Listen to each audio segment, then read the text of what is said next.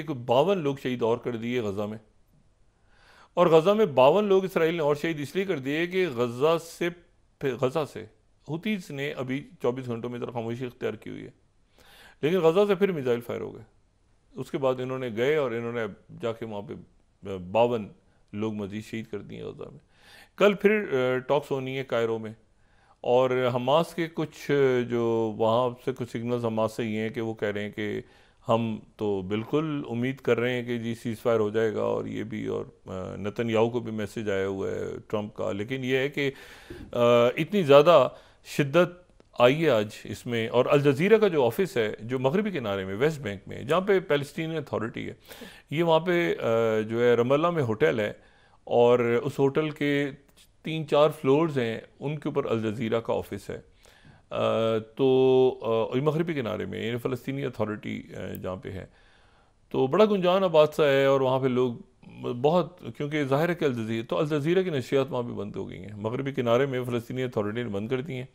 और वो जो होटल है उसको आज वहाँ पे दाखिल हुए हैं जो सिक्योरिटी के एहलकार हैं, फ़लस्तीनी सिक्योरिटी के एहलकार, उन्होंने जाके जो है वो सामान वगैरह सारा जब्त कर लिया और अल जज़ीरा को बंद कर दिया है मगरबी किनारे में, जिस पे कतर ने बड़ा सख्त प्रोटेस्ट किया। उन्होंने कहा मगरबी किनारे में जो फ़लस्तीनी अथॉरिटी है वो भी इसराइल की तरह के इक़दाम उठा रही है, क्योंकि वो ज़ाहिर है कि हमास को और गज़ा को दिखा रहे हैं। और यहाँ पर जो महमूद अब्बास की गवर्नमेंट है वो परेशान है इस बात पे कि कुछ कर नहीं पा रहे, और आने वाले दिनों में कैसे होगा, क्या होगा, बदअमनी फैल रही है, तो उन्होंने वो अल जज़ीरा को बंद कर दिया वहाँ पे।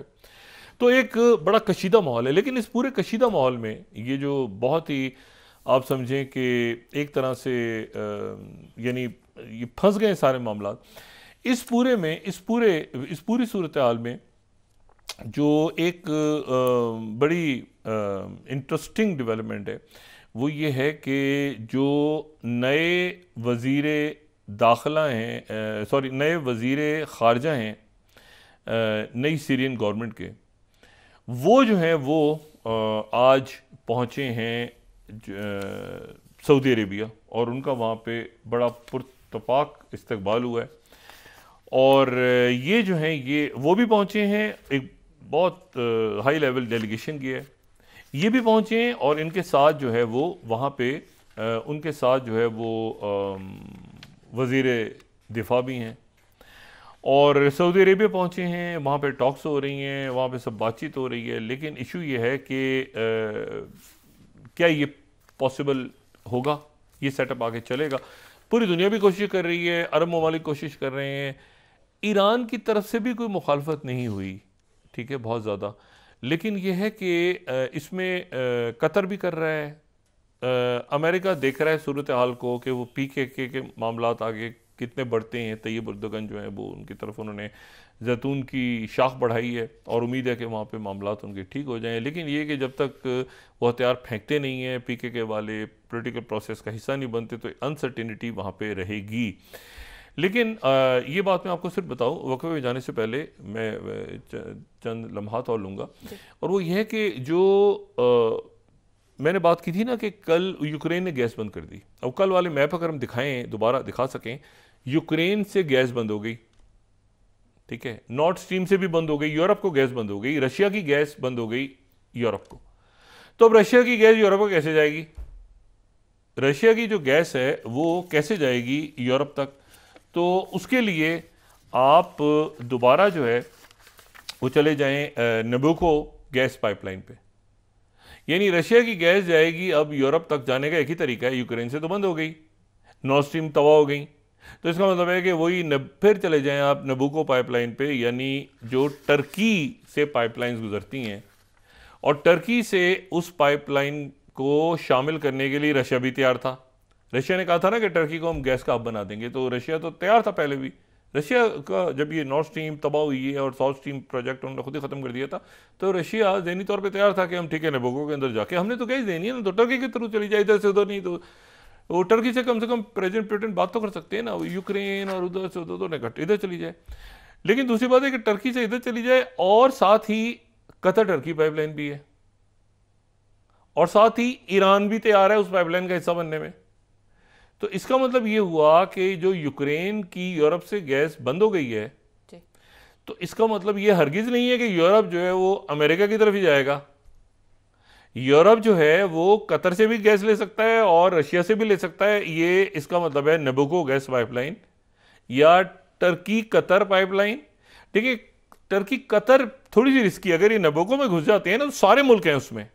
लेकिन लेट्स सी कि ये टर्की कतर पाइपलाइन दोबारा रिवाइव होती है, या ये है कि जो कतर है वो इसी बड़े पाइपलाइन प्रोजेक्ट का हिस्सा बनता है और रशिया भी इसका हिस्सा बन जाता है, और इसी यहाँ से गैस आती है और टर्की के थ्रू फिर आ गई यूरोप तक।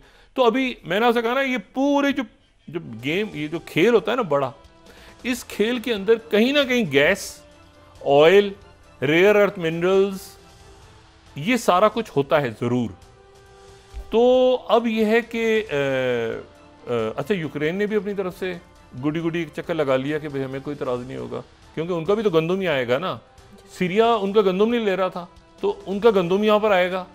गैस जो है वो रशिया की जाएगी वाया टर्की, अगर ये मामलात इसी तरह होते हैं। और पीकेके के साथ भी, और पीकेके इसमें डिस्टर्ब नहीं कर सकती, वो बिल्कुल अलग रीजन है जो नबुको।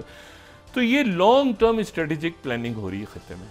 अब लॉन्ग टर्म स्ट्रेटेजिक प्लानिंग से अचानक आप पलट के वापस आएँ और आप कहेंगे जी पाकिस्तान में एक हफ्ते के बाद जो है वो बैठेंगे और सोचेंगे और तहरीरी मामला होंगे। नहीं, इवेंट्स ऐसे हैं, इतने तेज़ दुनिया के साथ चल रहा है ना पाकिस्तान रियासत, कि इसमें उलझेंगे नहीं हमने इसमें उलझना नहीं है। ये तारीख क्या होगी और ये क्या होगा और बैठेंगे, ये होगा, नाराज नहीं।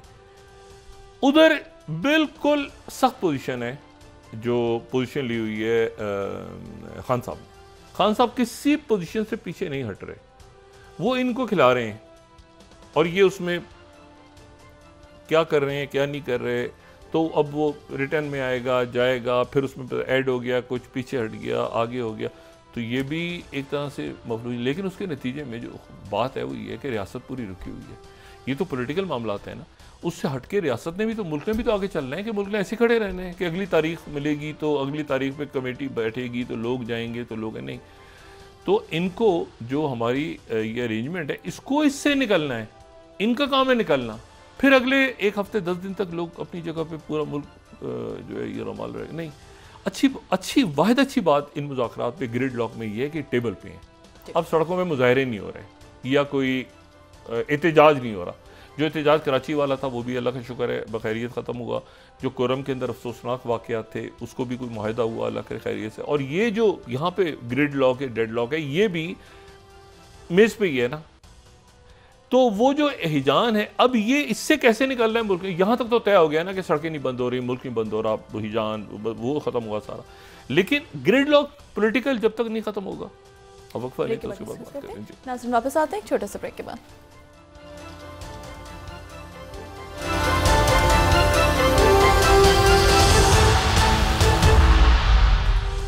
वेलकम बैक नाज़रीन।